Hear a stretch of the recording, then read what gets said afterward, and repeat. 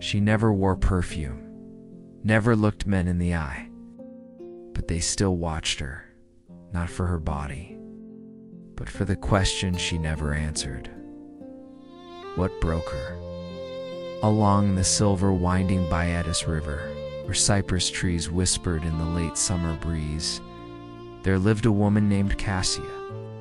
She ferried villagers from one bank to the other day after day, year after year, wrapped in the same quiet linen robes, her face shadowed by the hood she rarely removed. The people said she had been beautiful once, that she still was, but no one dared say it to her face. There was something unreachable in her silence, something no man had dared to cross, something buried deep beneath her steady hands and measured breaths. No one asked about the brother who used to sit at the front of the ferry, the one who vanished one summer evening when the river ran faster than usual, the one who called out for her and didn't finish the sentence. Cassia had blamed herself for the storm, for being late, for believing foolishly that she could always protect him. Since then, she rowed, and she kept rowing, not to take others across, but because staying still meant remembering. It's great. And remembering too long meant drowning. One morning, as mist clung to the water like memory to skin, a boy no older than 10 stepped onto her boat. His name was Sylvanus. He kicked off his sandals, leaned over the edge, and watched the water swirl. Then, without looking at her, he asked, "Lady, why do your eyes carry yesterday?" Cassia blinked. She did not answer. The boy went on, childlike, fearless. "If your hands are full of the past, how will you ever hold today?" She said nothing, but that night she didn't sleep. The next morning, someone else was waiting by the river. A tall man with a faded red cloak and a scar that stretched from the side of his jaw down into the collarbone.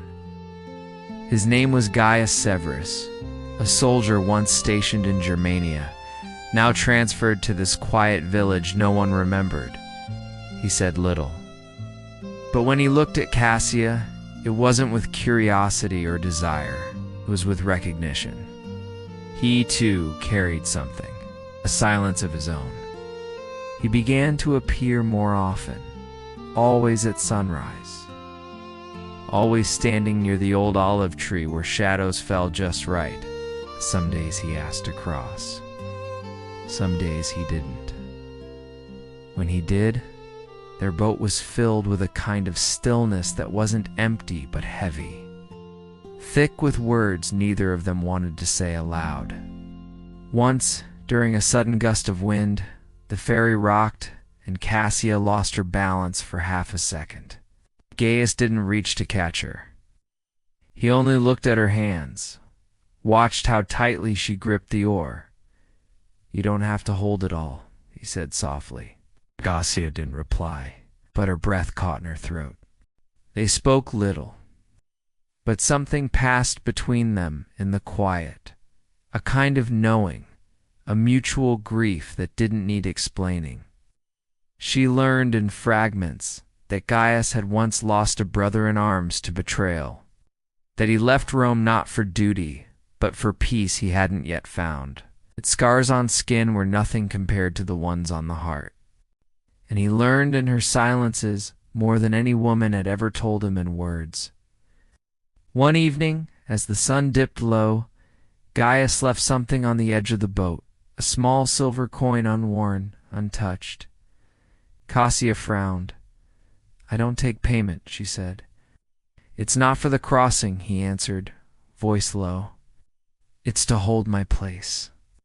For tomorrow." That night she walked to the riverbank barefoot. The stones were cold beneath her feet. She picked one up smooth, heavy, and held it to her chest. She remembered her brother's laugh, his foolish dares, his voice calling her name one last time. Then slowly she dropped the stone into the current, not to forget, but to stop carrying it. The next morning, she returned to the ferry. Her robe was the same. Her eyes were still dark with memory. But something in the way she stood, shoulders looser, breath steadier, told the river.